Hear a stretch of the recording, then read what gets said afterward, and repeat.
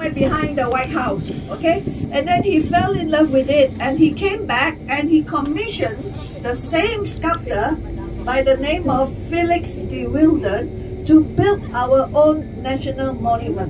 So there are actually 7 figures in the national monument. Afterwards, when you take photograph, you will see the first soldier carrying the flag, holding the flag. That represents leadership. And then the second and third soldier holding the gun, that represents vigilance, alert, all right, of your enemy.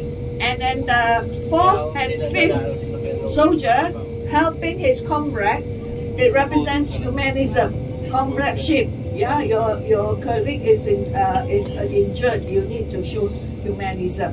And then the last 2 figures lying on the ground, it represents the communists. You remember I told you about the First World War, Second World War? What happened was, after the Second World War, there was a group of people, the locals, who were against the British. They say, why must we be colonized first by the British? Second World War, the Japanese came for 3.5 years, and now you are back again.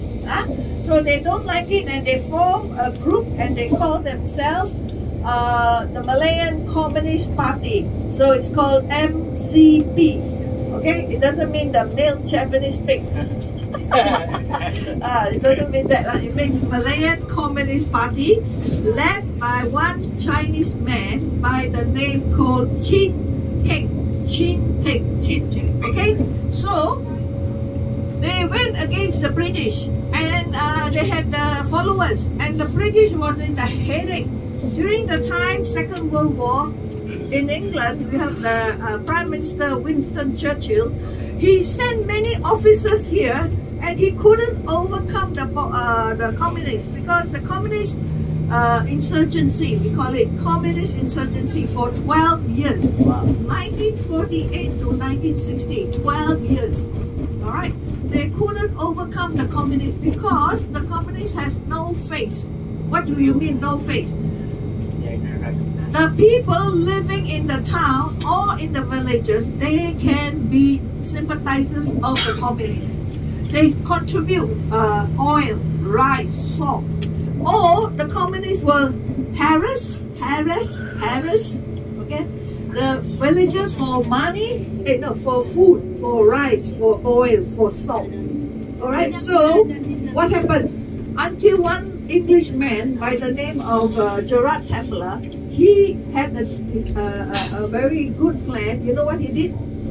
He went to all the towns and collected all the residents, moved out the whole town empty, and then they put them in the new place, which they call the new village. And you know what they do? They fence up the village. And what is in the village? Nothing. Just empty land. And the Chinese villagers had to go out to work in the morning, 6 a.m., 6 p.m. come back, and then you are inside curfew. If you come out after 6 p.m., you'll be shot dead. And you know how they suffer, because when they go out to work, they need to survive, they need to earn, and they had to buy materials to build their own house. Alright, so today, after 60 or more than 80 years, you can see a lot of Chinese new villages. Okay, when you go out to the countryside, you will find new Chinese villages.